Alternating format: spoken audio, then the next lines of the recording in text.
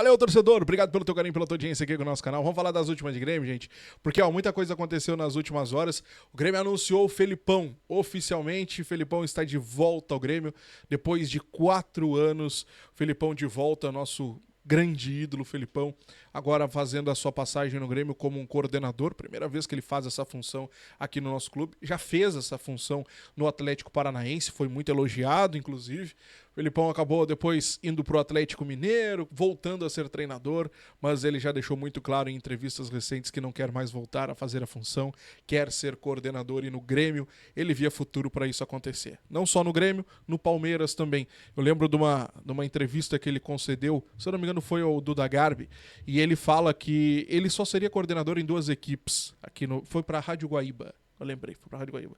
Ele só faria a função de coordenador em 2 equipes aqui no Brasil, que era no Palmeiras e no Grêmio, porque são clubes onde ele conhece, onde ele tem uma identificação, onde ele também torce. Claro que no caso do Grêmio ele é torcedor muito mais, né, do que no Palmeiras, mas são 2 equipes que ele tem uma identificação com a torcida e que ele teria liberdade. Por isso que ele faria essa função somente nessas 2 equipes, e agora ele vem para o Grêmio justamente para fazer a função de coordenador técnico. O Felipão, ele não vai ser o cara que vai meter o pé no vestiário e botar o dedo na cara de todo mundo, tá? Não é por aí. Muita gente tá meio que trocando as coisas. O Felipão não é esse cara. O Felipão vai ser o algodão entre os cristais. Ele vai vir para fazer o elo da direção com o treinador, da direção com o jogador. Daqui a pouco o jogador tá cabisbaixo, tá diferente, não tá dando tudo que pode no treino, o Felipão encosta nele. E aí, o que tá acontecendo? Vem cá, vamos conversar. É o teu contrato? É um problema familiar que a gente possa resolver? Sabe? Fazer aquela coisa do paizão, de encostar e conversar. Às vezes o treinador tá atucanado com tantas outras funções, montar time, planejamento, analisar adversário, ver quem tá jogando melhor, que aí acaba não sobrando esse tempo. E o Felipão vem para ser esse cara, muitas vezes fazer esse elo aí. Muitas vezes o jogador não entende o que o treinador tá pedindo também, enfim. O Felipão vai chegar para ser esse cara. Soma-se a tudo isso o Felipão gremista, o Felipão experiente, o Felipão que conhece o lugar onde está, o Felipão que conhece as críticas e sabe como funciona a imprensa, o Felipão que conhece a pressão do torcedor. Então soma-se a tudo isso a grande experiência do Felipão e, claro, a sua identificação com o Grêmio. Então é uma contratação que, assim, ó, eu vejo muitos pontos positivos. Eu sei que tem muita gente contestando, acha que não precisava e tal. Eu acho que só vem a somar. Só vem a somar. O Felipão é um cara assim, ó, espetacular. Ele não vai viajar todas as partidas com o Grêmio, é importante que se diga isso, até por conta da idade. O Felipão já tá com 76 anos, faz 77 em novembro, se eu não me engano. Novembro ou outubro, acho que é novembro. Então ele já tá com uma idade mais avançada e claro que existe também um certo cuidado, né?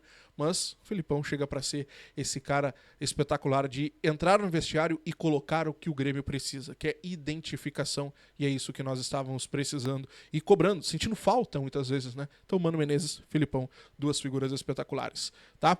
O Grêmio anunciou o Felipão ontem no finalzinho, foi no meio da noite, né? Foi 8 e pouquinho, quase 9 horas, colocou um comunicado no seu site, colocou nas redes sociais, contando a história do Felipão pelo clube. Então, maravilhoso Felipão de volta e anunciado agora pelo nosso tricolor. Tá bom? Gente, quero avançar para nós falarmos sobre o jogo de amanhã, que é uma partida super importante, partida contra o Vitória. Nessa partida o Felipão ainda não estará, tá? É importante que se diga isso. Uma partida muito importante contra o Vitória lá no Barradão. É um adversário direto nessa nossa busca para sair o quanto antes da zona de rebaixamento. E nós teremos algumas situações de mudanças no nosso time, tá? O primeiro ponto que eu quero fazer aqui antes de esmiuçar esse time é fazer um elogio. A gente sempre bate, critica, bate, critica, bate, critica quando tem que criticar. E eu tô falando do departamento médico do Grêmio. Só que dessa vez, parece que a coisa, assim, ó, ela fluiu de uma forma maravilhosa. Eu tô falando do Wagner Leonardo. O jogador lesionou, ele teve uma lesão grau 1 na partida contra o rival no sábado passado. Ou seja, está completando uma semana hoje. Uma lesão grau 1 é de 10 a 15 dias de recuperação. E o Wagner Leonardo já está voltando. Amanhã ele já é cotado para ser titular, inclusive. E ontem nós já tínhamos essa informação nos bastidores que ele poderia atuar. Então, essa recuperação rápida do Wagner Leonardo também passa pelo departamento médico, ou melhor, passa pelo departamento médico do Grêmio. Então, quando a gente tem que criticar, quando a gente tem que falar, a gente fala. Eu falo. Mas quando tem que elogiar, eu elogio. E essa volta do Wagner Leonardo ela é muito importante. porque nós já não temos o Gustavo Martins, Rodrigo Eli, não temos o Kahneman, não poderíamos ter o Kahneman até pelo desgaste, então teríamos Gemerson e o Vieri, ou quem sabe o Luan Cândido.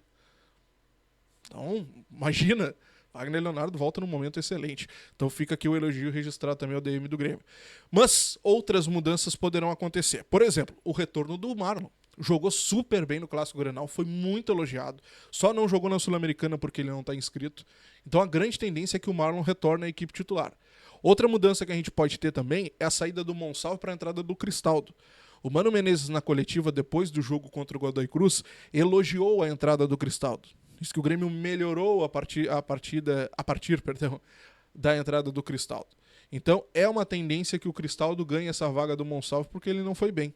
Se a gente parar para pensar num provável Grêmio com essas mudanças, teríamos Thiago Volpe, João Pedro, Gemerson, o Wagner Leonardo e o Marlon, tendo Vijaçante, Dodi, Edenilson, Cristaldo, Kiki Oliveira e no comando do ataque o Bright White. Eu ainda aposto que poderíamos ter outras preservações. Por exemplo, o Vijaçante é um jogador para se preservar, o João Pedro é outro jogador também. Não estou dizendo que eu gostaria que isso acontecesse, estou dizendo que isso pode acontecer pela alta carga de jogos desses atletas e que há essa preocupação com o desgaste físico dos jogadores. Então não se surpreendam se daqui a pouco o Grêmio entrar com o Igor, se daqui a pouco entrar o Camilo ao invés do Vijaçante, porque há sim essa preocupação com o desgaste físico dos atletas. Tá bem? O planejamento do Grêmio, meus amigos, o Tricolor já está chegando lá na Bahia nesse momento, que eu gravo o vídeo, não sei que horas você está assistindo, mas o planejamento é que o Grêmio desembarque lá por volta das 13h30, 4 horas da tarde. Treina, joga amanhã, claro, treina na segunda e na terça-feira no CT do Bahia, tá? Depois viaja para Maceió e enfrenta o CSA no dia 29, no caso, beleza? Depois do jogo, retorno para Porto Alegre. Esse é o planejamento do Grêmio neste momento. Tá, meus amigos? Bom, quero avançar com vocês agora para nós falarmos sobre outra situação importante, porque o Mano Menezes, embora tenha chegado recentemente, ele já vinha analisando a equipe, já vinha analisando o grupo de jogadores há algum tempo. Inclusive, na sua coletiva de apresentação, ele falou isso, que, por óbvio, ele analisou o que o time tinha, o que o time precisava, né? Ele já fez uma análise do grupo, viu que o Grêmio tinha potencial. Mas ele elaborou alguns relatórios e identificou necessidades. Isso foi colocado para a direção e agora vai ser colocado também ao Felipão, porque o Felipão também chega para fazer essa análise, conversar e tudo mais, e aí vai ter essa reunião, né, entre todos eles a partir de agora. Mas duas posições exigem reforços, na opinião do Mano Menezes. Uma delas já é consenso de todos há algum tempo, o lado direito de defesa. O Grêmio precisa contratar um zagueiro pelo lado direito. Não dá para jogar com o Gemerson mais. O Gemerson vai quebrar galho. Vai quebrar um galho bem mal quebrado, né? Então o Gemerson está atuando na função e não tem como isso continuar. A partir do momento que abrir a janela, o Grêmio tem que contratar. É uma exigência praticamente. Tá? Não que o Mano tenha batido na porta e diga, não, eu quero que vocês contratem. Não, não é isso. Mas é uma exigência clara que todo mundo está vendo, todo mundo está enxergando. E a própria direção já confirmou isso através do Rossato, através do Guto em entrevistas. Precisa contratar. O nome que foi muito falado nos últimos tempos, Romanha. Só que o Romanha era uma convicção do Quinteiros. O Romanha é um jogador que tem um valor alto, um jogador que estava difícil na contratação. Então, não se surpreendam se o Romanha sair desta lista ou perder espaço nessa lista. O Grêmio sabe da necessidade. O Grêmio buscou alternativas nessa mini janela que aconteceu agora entre março e abril, mas era uma janela para contratações internas. Aqui, jogadores que atuaram nos estaduais, jogadores que não viriam para ser titulares, o Grêmio não queria contratar. O Grêmio não iria contratar. Foi o que aconteceu com o Marlon. O Grêmio contratou o Marlon porque viu potencial para ser titular. O Grêmio não conseguiu achar isso nos zagueiros. O Grêmio não conseguiu achar jogadores que se encaixassem no orçamento também. Então tem essa situação. E agora, a partir da janela do meio do ano, o Grêmio vai buscar um zagueiro que seja titular. Não que venha para ser só mais um. Não, titular. Para ser só mais um, o Grêmio entende que já tem. Então é uma das posições que o Mano identificou. A segunda que o Mano também identificou e deixou isso claro à direção foi a falta de um camisa 8. daquele jogador área a área, um estilo Edenilson, que hoje faz essa função, que quebra um galho na função. O Edenilson é um jogador muito útil ao Mano Menezes, mas ele é útil, não que ele seja perfeito. A ideia do Mano é ter um jogador que ajude e agregue junto aos meias. Um jogador que defenda muito bem, que quando o Grêmio precise, quando o Grêmio acabe sendo atacado, ele saiba formar uma defesa sólida, mas também que quando o Grêmio está num jogo mais ofensivo, ele seja um grande parceiro aos seus meias. Então vejam, o Grêmio precisa de um bom jogador para a saída de bola pelo meio-campo. E é isso o que o Grêmio deverá procurar também agora, a partir dessa janela. Um camisa 5, que era o que se pedia lá no início do ano, lembra? Um camisa 5, aquele pitbull na frente da área, aquele marcador e tudo mais. O Grêmio foi e trouxe o Cuéllar. Só que com o tempo o Grêmio descobriu que o Villasanti era esse jogador. Olha só que coisa maluca. Hoje um consenso nos bastidores do Grêmio é que o Villasanti é o 5 que tanto se procurou. Não que ele não possa fazer essa função daqui a pouco, porque com a entrada do Cuéllar, o Cuéllar vai ser esse 5, vai ser esse marcador, aquele cara da saída de bola, e o Villasanti vai ficar no banco? Não pode. O Villasanti vai ter o seu espaço também. E não que ele não possa fazer essa função. Só que se viu que o Villasanti ele é melhor aproveitado como um 5 e não como um cara que pisa na área, porque o Villasanti ele tem uma...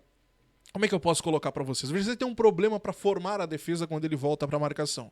E isso já tinha sido identificado pelo Renato, passou pelo Quinteiros, tanto que o Quinteiros colocou ele para ser o 5, para ser o cara para formar a defesa lá atrás e não tanto avançar, porque quando ele volta, ele não conseguia formar as linhas de uma forma sólida. Então, esse é o debate interno neste momento. Duas posições, aliás, identificadas pelo Mano Menezes. Um 5, aliás, um 8, um jogador que ajude na marcação, mas que ajude também o meia na hora da criação, e um defensor pelo lado direito. São duas posições que o Grêmio deverá procurar agora a partir da janela de transferências do meio do ano.